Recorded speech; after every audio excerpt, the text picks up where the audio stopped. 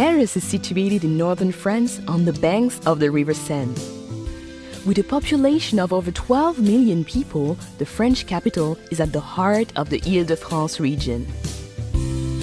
Paris earned her name the City of Light during the Age of Enlightenment, when many visionary ideas were born.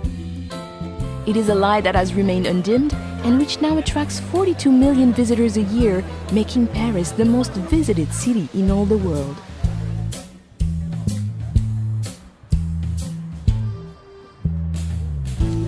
Paris is a city easily explored by metro, taxi and bicycle.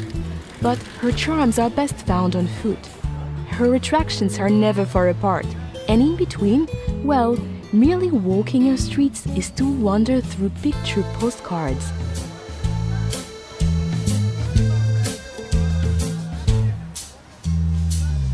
The engine room of Paris is La Défense.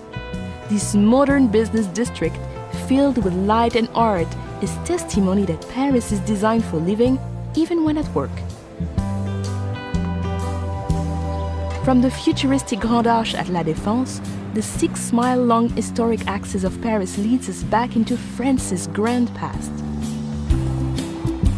The Arc de Triomphe, built by Napoleon, rises from the center of Place Charles de Gaulle and offers commanding views of the 12 grand avenues which radiate outwards like a star. From the Arc de Triomphe, the Champs-Élysées continues along the historic axis.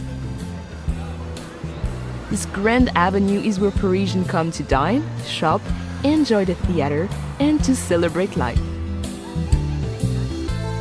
Gradually opening into formal gardens and majestic buildings, the Champs-Élysées merges into the largest square in Paris, the Place de la Concorde. Just a short stroll away is the world's greatest treasure house of art, the Musée du Louvre. Once a 14th century palace, today the Louvre is the most visited art gallery in the world. With over 35,000 artworks, her most famous residents are the Mona Lisa and the Venus de Milo. But be warned, this collection of priceless artworks and antiquities is simply too vast to explore in just one day. Not far from the Musée du Louvre stands the Centre Pompidou, displaying the largest collection of modern art in Europe.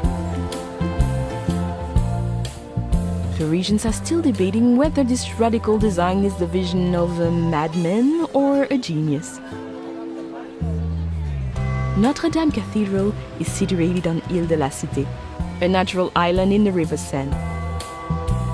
Completed in 1345, this Gothic masterpiece, with her flying buttresses and gargoyles, has played center stage to some of the defining moments of French history and literature.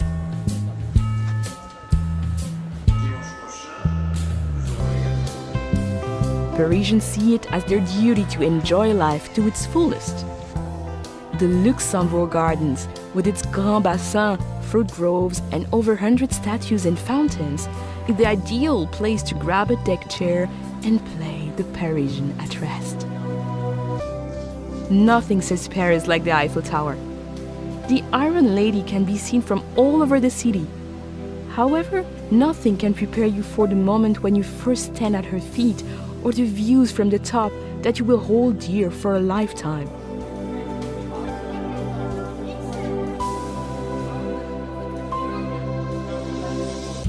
Looking north, the city rises into the hillside neighborhood of Montmartre. Once the artistic center of Paris, her twisting streets and narrow lanes were at one time the home of Picasso, Dali, and Van Gogh. They are the perfect place to lose yourself and discover those special Parisian moments. But you can never be lost for long in Montmartre. As long as you head upwards, you'll eventually come to a gleaming white crown, Sacré-Cœur Basilica. Leave the bustling city behind and step through the gates of the Cimetière du Père-Lachaise. Here, amid the quiet world of birdsong and introspection, you can pay your respects to Jim Morrison, Oscar Wilde, and some of the world's greatest minds from whom Paris is now forever home. Once a day's coach journey from central Paris, the Palace of Versailles is now an easy half-hour train ride away. This magnificent 17th century chateau welcomes everyone, from heads of state to backpackers.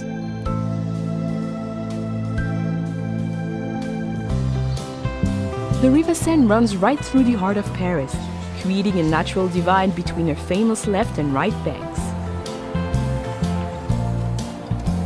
Of her 37 bridges, the Pont Alexandre III is considered the most ornate, while the graceful Pont des Arts offers some incredible vistas of the city.